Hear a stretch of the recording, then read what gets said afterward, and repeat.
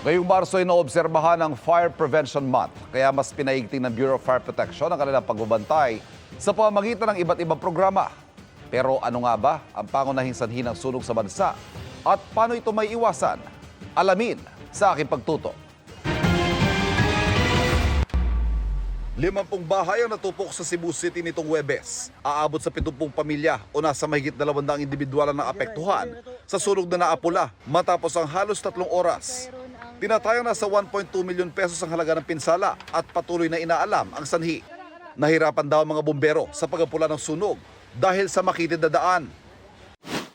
Sa sunog sa Malabon kanina, kabilang sa mga naging hamon sa mga bumbero ang dikit-dikit na mga bahay kaya mabilis sa pagkalat ng apoy. Wala namang naiulat na nasaktan sa sunog na umabot sa ikalawang alarma. Pero mabilis idineklarang under control dahil agad nakaresponde mga bomberong bahagi ng motorcade kaugnay ng paglulunsad ng Fire Prevention Month. Sa motorcade ng BFP sa Valenzuela, pangunahing mensahe ng BFP, sa pag-iwas sa sunog, hindi ka nag-iisa. Ang ingay mula sa sirena ng mga truck ng bumbero, layon daw gisingin ng kamalayan sa tungkulin ng komunidad sa pag-iwas sa sunog.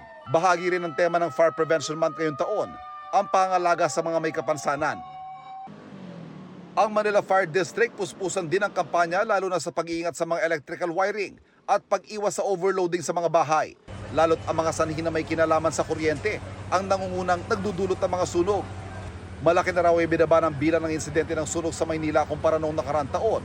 62 na sunog mula January 1 hanggang February 28, 2025. Mula sa 212 na naitala noong January hanggang March ng 2024. Pero dahil nga kung kailan Fire Prevention Month ay karaniwang dumarami ang mga insidente ng sunog, ayaw magpakakampante ng Manila Fire District. Pareho ito sa datos sa buong bansa, kung saan sa 2,307 na insidente ng sunog na naitala, 645 ay dulot ng electrical issue. Nandyan po yung mga overheated appliances, yung mga jumpers, nandyan po yung mga overloading, loose connection. Yun po usually po yung mga nagiging number one cause of fire po natin.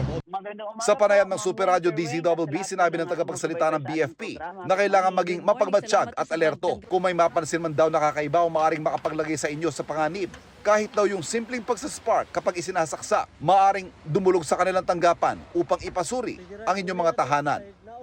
Po yung inyong bahay ay nakakaramdam po kayo ng mga nag-i-spark, may nag-i-spark o nag-iinit yung mga wire ninyo, tawag yan sa fire hotline. Hindi po namin dalawin. Para sa GMA Integrated News, Ivan Mayrina, nakatutok, 24 oras.